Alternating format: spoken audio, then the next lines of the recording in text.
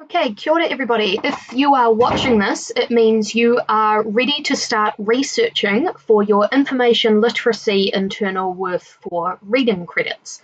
So if you're watching this video, it means that you have chosen your topic, you have written your focus questions, and now you're ready to start finding sources. So your articles and videos and things like that that you will use to do your research and track on your research log. If this does not apply to you, you need to pause the video and then go back to one of the instructional PowerPoints that your teacher will have given you. So you are doing things in the right order, because there's no point in researching before you've written your focus questions. So let's get started. The first thing I want to do, I'm here on my home screen, the first thing I want to do is open my browser. Okay. Ideally, you want to be working in Google Chrome. It's the best browser, especially if you're on the school network. And as always, we start at our Onslow College Moodle page. So this is where you go. So what I'm going to show you is one place that you can absolutely 100% trust for sources, because as you already know, for the information literacy internal, your sources need to be credible, which means they're written by somebody that knows what they're talking about, or they're published by a credible source, so a legitimate newspaper or a legitimate website. It's not just somebody's blog. So one way that you can ensure that all your sources are reliable is to do this process that I'm going to show you now. So what you need to do is click on the library icon from the Moodle here. So it's this page here. So click on that. And this is the library website. Okay, you should all know what this looks like. So I want you to scroll down.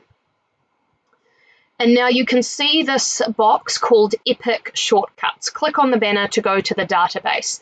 Now, Epic is a software, a program, whatever, a thing that has been set up for school students to research. It's what it's for. It's set up exactly for that. So what it does is that it collates all sorts of information together by category, so you can go in and search and be assured that everything is correct and legitimate.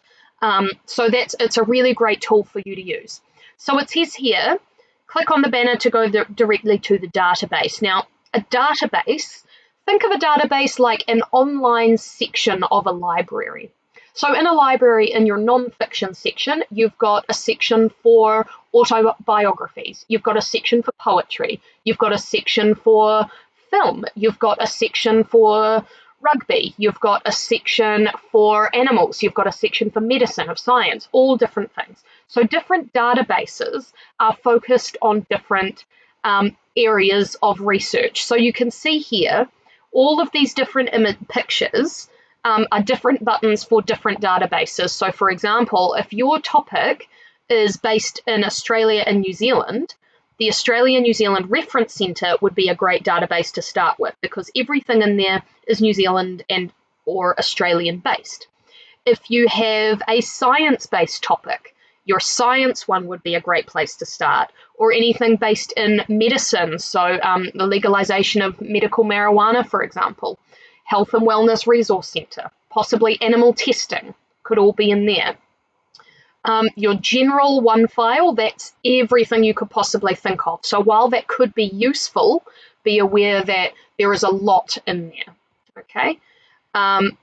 If you scroll down, world history, that could be relevant. It depends on your topic.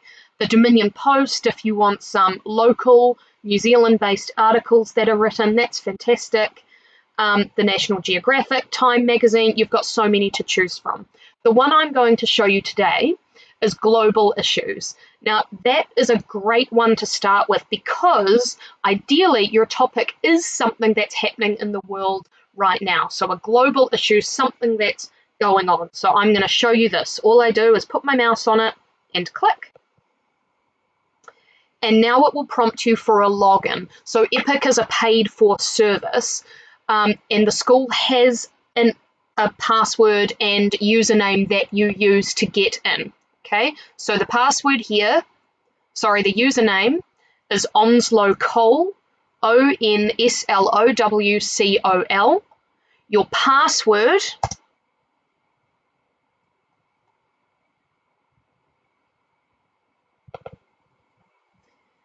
is 20 Onslow. So I'm just going to type it here for you to see.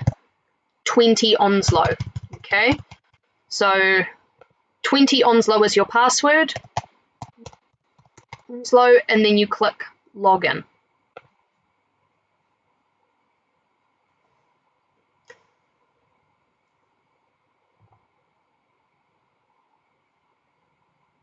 And here you are, you're in the database. Okay, so this is what I can see. I'm in global issues.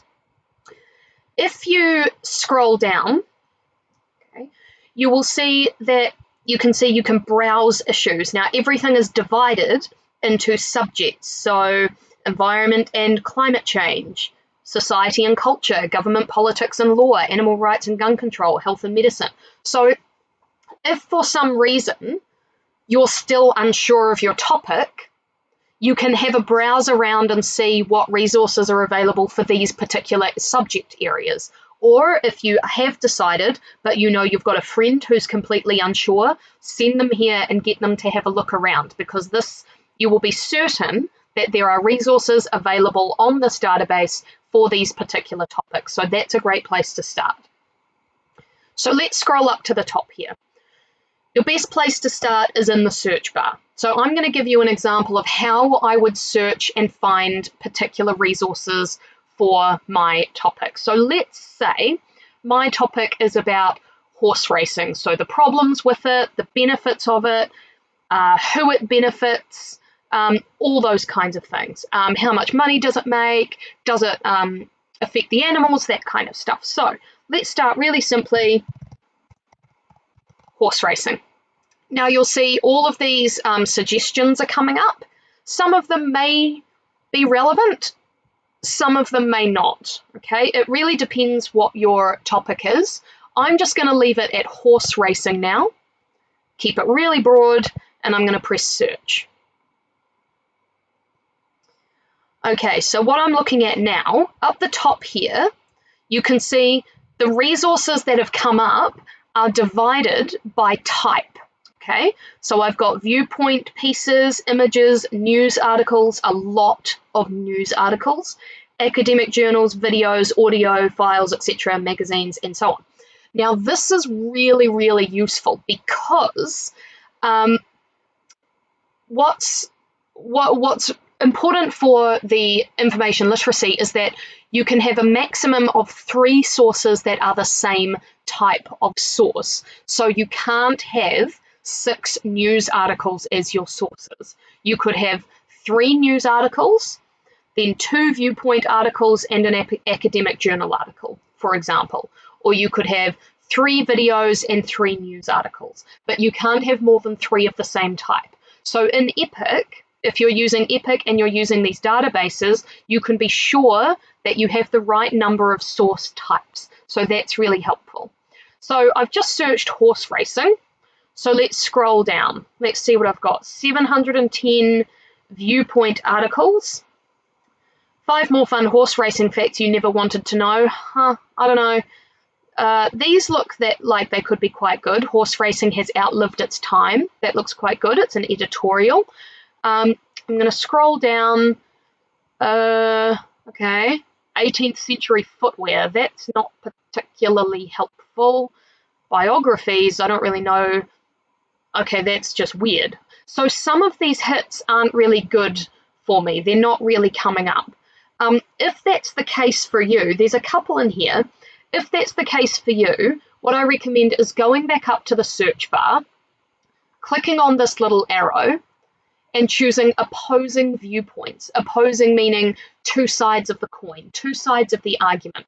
So that will mean that I'm only searching for resources that have a really clear side of the argument. And for me, with my horse racing topic, that's really relevant and really helpful because I'm looking at the pros and cons and who it benefits and the effect on the animals and all of those things.